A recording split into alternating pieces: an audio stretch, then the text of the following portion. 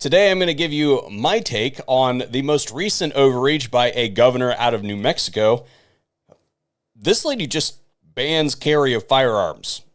Like open carry, concealed carry, all guns, illegal, can't have them. Yeah, right. First off, we're going to hear a quick word from today's sponsor. Give me just a few seconds to pay the bills and we'll be right back. Today's video is brought to you by Kentuckiana Gunworks is best known for their research and development into lubrication technology. They use their enhanced reliability oil on a daily basis, but they've started to move into some other stuff, like for instance, they recently came out with their slings, equipped with a fast adjust that allows you to get out of it really quickly. And they've also recently released their minimalist quick released sling retainers. KGW offers VSO subscribers a discount, and you can find that information over at the affiliates page. Special thanks to them for making today's video possible. First and most obviously, this is clearly unconstitutional. Everybody knows it's unconstitutional. David Hogg even said it was unconstitutional, and the governor knows that what she did is unconstitutional. That's why she only said it for 30 days, thinking that nobody was going to call her on it. Well, at least 2 lawsuits have been filed, so people are calling her on it. And before we go any further and get into those lawsuits, what I would like to say is that if you are a member of law enforcement in New Mexico, particularly if you are in any of the sheriff's office, go arrest this woman. Always give in to peer pressure. Do it now. Do it if you're cool. She has broken multiple federal laws, and I would also guess that, and I'm not going to dig into it, but I would guess that there are New Mexico state analogs with the federal laws that she has broken. Throw this woman in jail. We cannot allow this sort of thing to stand because this is going to become the status quo. What is the limit that somebody can do something illegal and unconstitutional and get away with it? Is it 30 days? Is it 60 days? Is it 90 days? What is the bar that these people are going to continue to push to be able to antagonize and poke and prod, and even if it's just periodically infringe on the rights of United States citizens? If you are a member of law enforcement in the state of New Mexico, you are now on the first line of defense. Do everybody in this country a favor and go arrest this woman. That said, we have 2 lawsuits filed. The first one is from Gun Owners of America. Shocker, right?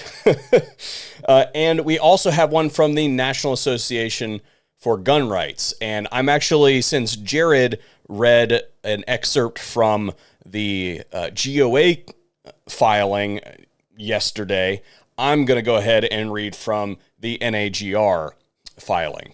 Introduction. On September 8th, 2023, Secretary Allen issued a PHE order, which contains the carry prohibition defined below. The carry prohibition is blatantly unconstitutional. Therefore, plaintiffs hereby respectively move the court to enter a temporary restraining order enjoining enforcement of the carry prohibition. What that means is NAGR says, hey, they did this thing. We want it stopped immediately. So we're going after a temporary restraining order. It's not a permanent fix. It's just a Band-Aid to enjoin enforcement, which means cease enforcement, basically make it illegal for any law enforcement officer in the state of New Mexico to enforce this ban. Which, I mean, the governor said that she was going to have to rely on municipal law enforcement to be able to get this done because there were multiple law enforcement agencies across the state of New Mexico that are like, no way, Jose, not doing it. That is not within our purview. Thank you very much. That is illegal. Like I said before, good job to those sheriff's departments and other agencies in New Mexico that are like, we want no part of that, but now we need you to step up. Keep this from becoming a thing that happens nationwide. Bruin states that the appropriate test for applying the Second Amendment is when the Second Amendment's plain text covers an individual's conduct, the Constitution presumptively protects that conduct. The government must then justify its regulation by demonstrating that it is consistent with the nation's historical tradition of firearms regulation. Only then may the court conclude that the individual's conduct falls outside the Second Amendment's unqualified command. Citing Bruin again, in Bruin, the court wrote, "We therefore turn to whether the plain text of the Second Amendment protects a proposed course of conduct, carrying handguns publicly for self-defense. We have little difficulty concluding that it does. The carry prohibition flatly prohibits plaintiffs from carrying handguns in public for self-defense. Therefore, the plaintiff's burden under Step 1 of Bruin's analysis is easily met for the same reason it was met in Bruin. Hence, the Constitution presumptively protects plaintiffs' proposed conduct. Another way of saying the same thing is that the carry prohibition is presumptively unconstitutional.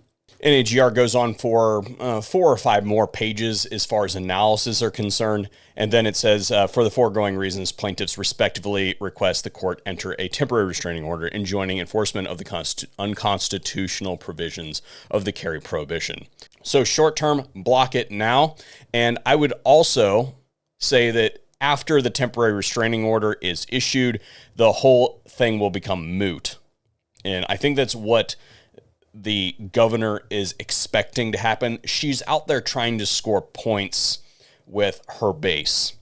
Okay, that's what she's trying to do. But here's what I would say about this.